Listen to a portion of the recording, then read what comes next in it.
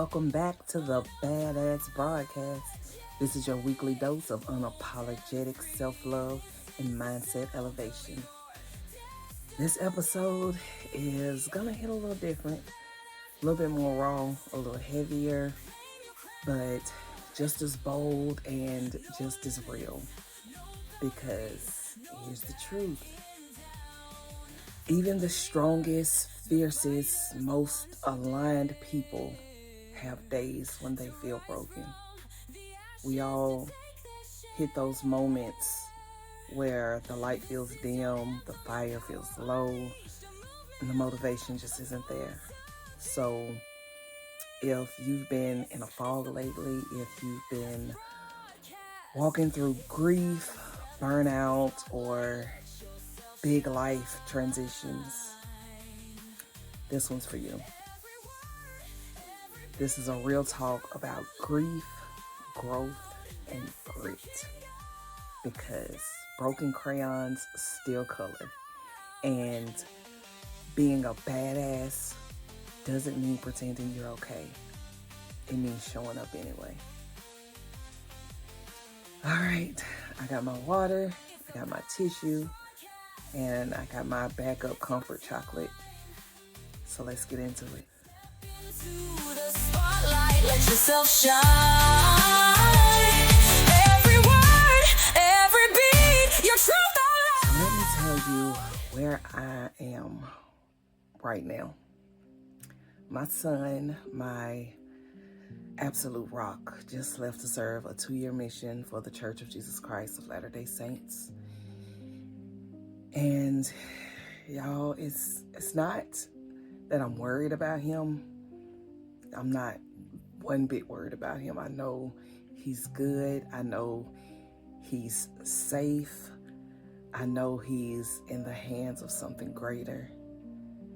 He made this selfless decision to go share his light with the world, to be the man that I raised him to be. He was born for this.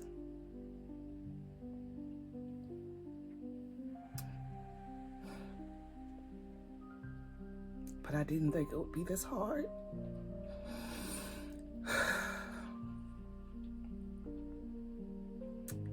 He's always been the one person I could always depend on. And now I'm on my own. And I know that I'm not completely alone. I still have a house full of girls, but it was my son who helped me raise those girls. And he was actually supposed to leave 2 years ago when he graduated, but he didn't because he didn't want to leave me.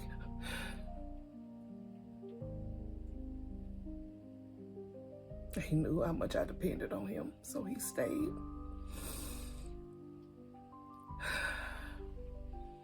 And it wasn't until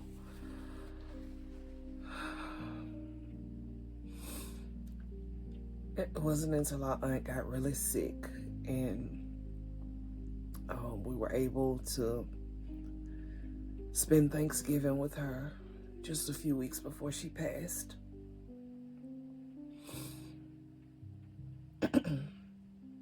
And I think that's when everything shifted. He had a chance to minister to her, to feel what that felt like,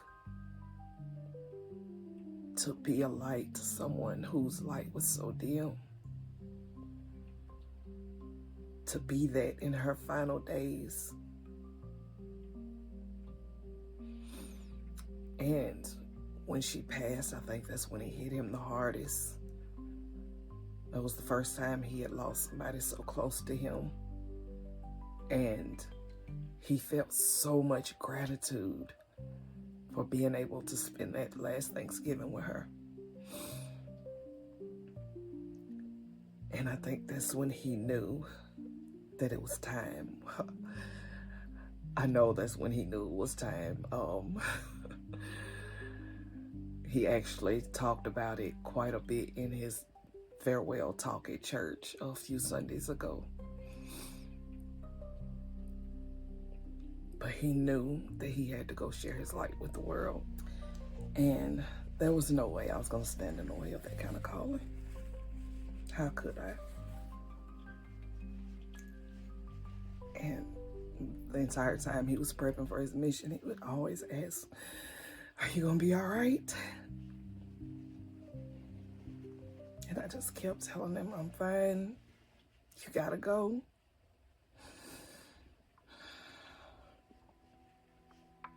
But I didn't think it would be this hard.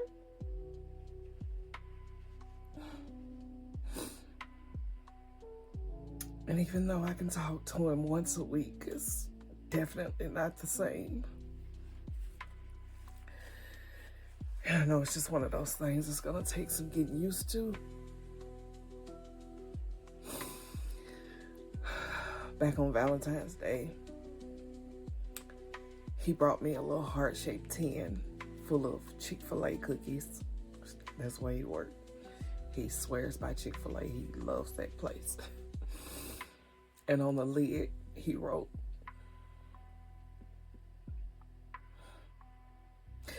"If nobody else believes in you, I believe in you."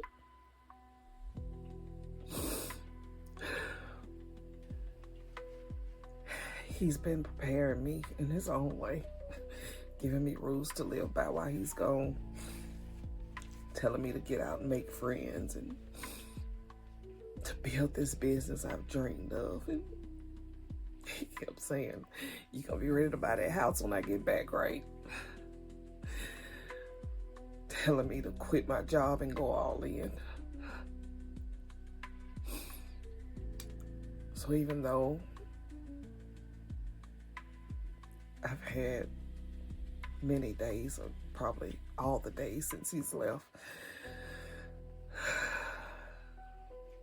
I just want to lay in bed and cry in the dark and just not deal with the world, I know I have to keep going.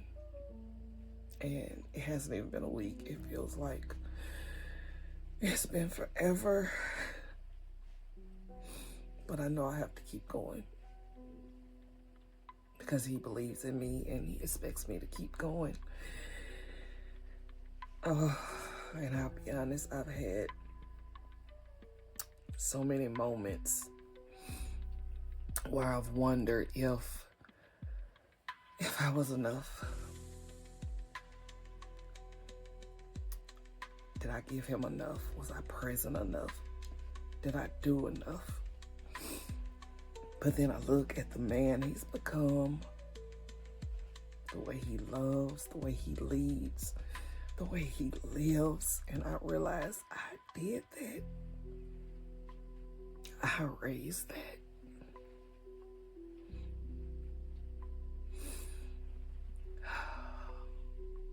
Of course, I have the church and the priesthood leaders to thank for so much help, for being my village. But even though it's so damn hard to let him go, it's the biggest reminder that I did something right. And I know some of you feel this too, not because your story is the same, but because you've also had to let go of something or someone. Maybe you had to let go of a season or a version of yourself.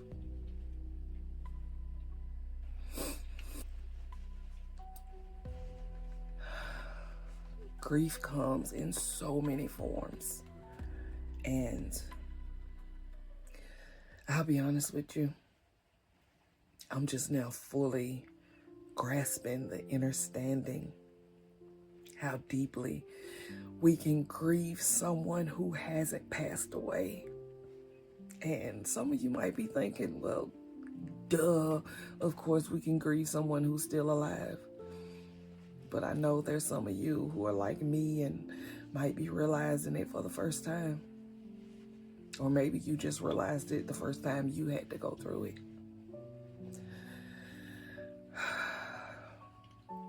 Grief isn't just about death.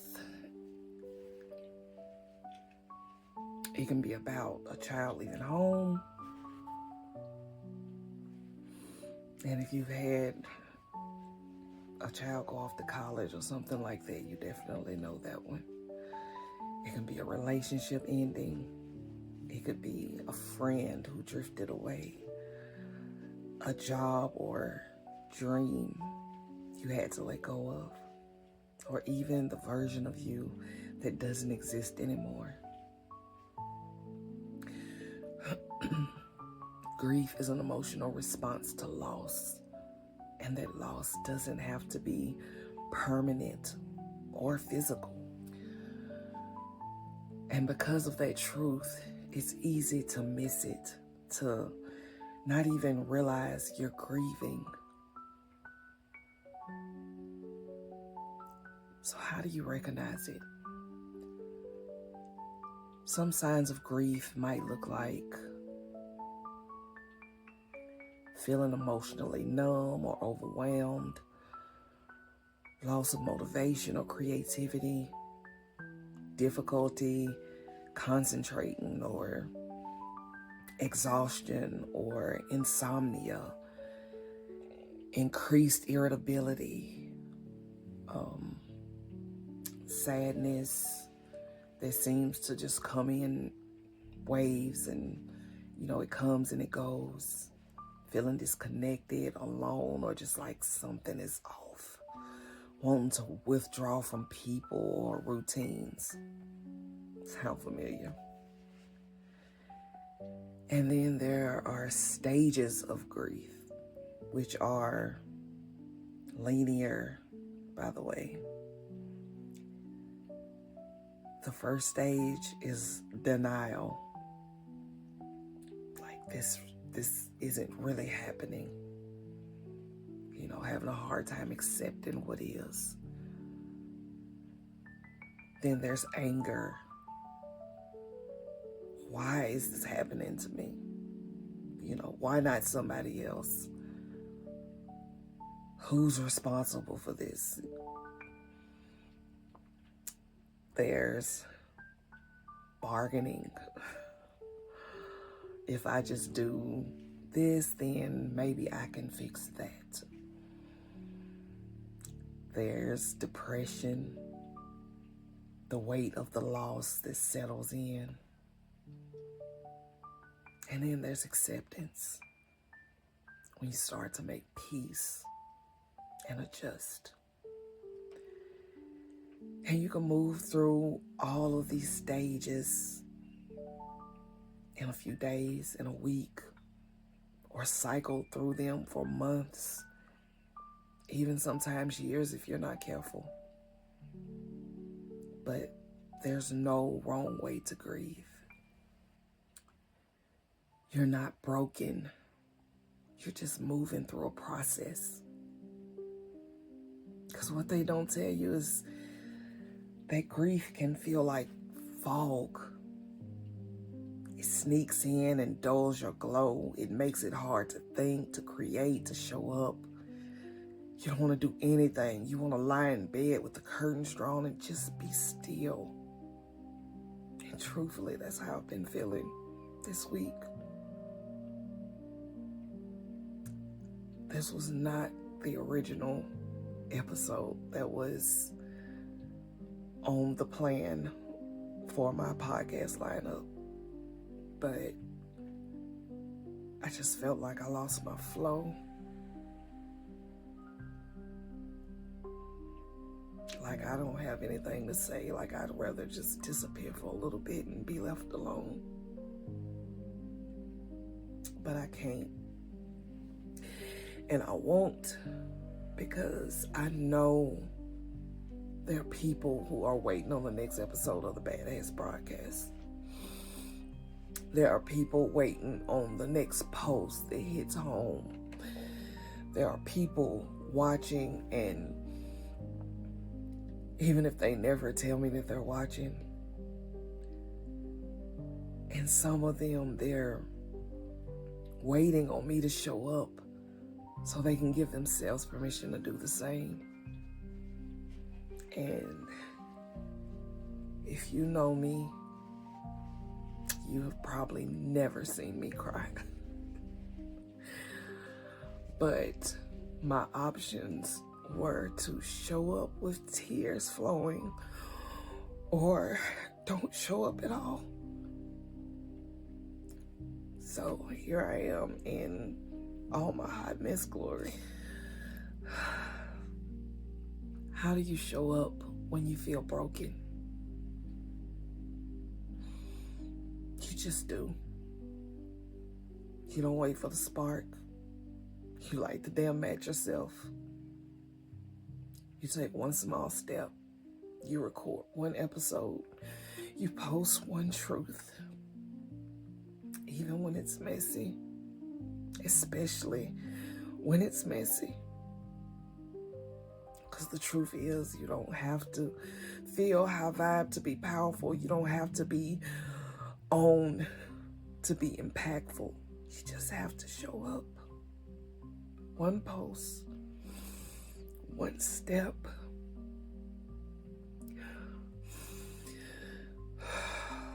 one breath. That's grit. That's growth. That's badass. That's the part no one sees, but it's the most powerful part of the journey. Because here's the thing. The universe, God, source, whatever name speaks to your soul, it always meets you halfway, but you've got to move first. Even if it's shaky, even if you're crying, even if your heart is still healing, just start. Do the thing you don't feel like doing, because most of the time you're never going to feel like it, but you do it anyway. That's power. You don't have to feel ready. You just have to be willing. So here is my call to you, love bugs. Show up in your grief, in your doubt, in your dark days. Show up for yourself, for your dreams, for the people waiting on your light. Because even when the badass feels broken, she is still a fucking badass. You've got this. We've got this. You are still whole. And you are not alone. Know this. Your presence is power. Your voice is medicine, and your story, even when it hurts, is sacred. Now let's close this episode and anchor it with these powerful affirmations. Take a deep breath in and hold it at the top. Release.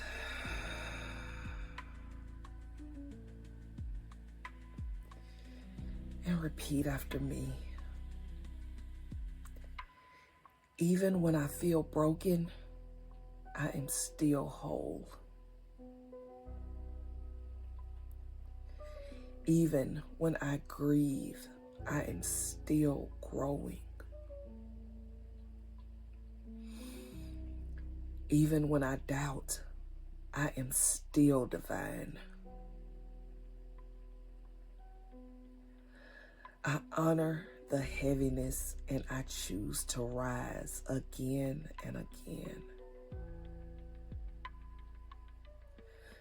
because I was made for this and I am not alone. Breathe that in. Let it anchor you. Release. I'm here. I'm here, showing up. Not because I feel perfect, not even because I feel motivated,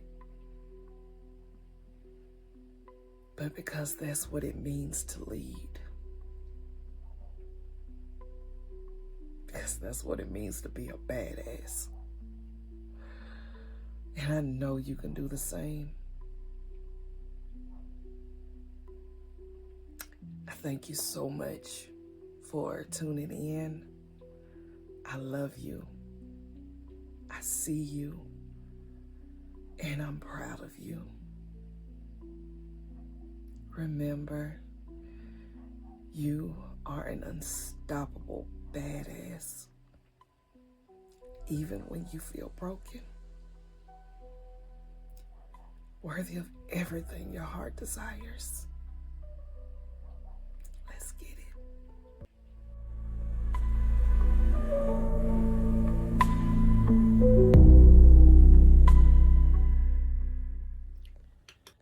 Want to keep this momentum going? Here's how you can take it to the next level. Rise and thrive with my brand new Facebook community, Elevated Soul Tribe. The name has changed, the mission remains. This is your unlimited space for soulful self-love, mindset mastery, and badass transformation. Book your free badass breakthrough session, and together, let's tackle what's been holding you back. If you're loving this badass energy, consider making a donation to help keep these empowering episodes coming. Subscribe, rate, and share this broadcast with someone who needs a spark of badassery in their life. If you've been vibing with this podcast and you're ready to go deeper, like burn it all down and rise into your power deeper, then you need to get on the waiting list for the Unstoppable Ascension Beta Round. This is my signature 12-week coaching experience designed to help you break free from self-doubt, reprogram your mindset, and fully embody your most unstoppable, magnetic, soul-aligned self unapologetically. This beta round is super intimate, super powerful, and offered at a one-time only ever special early bird price. But spots are very limited. So if your soul is screaming yes, go to unstoppablebadass.me and get on the waiting list now. Your next level is already waiting for you. Let's rise and thrive together. All right, love bug. I'll catch you in the next episode of the Badass Broadcast.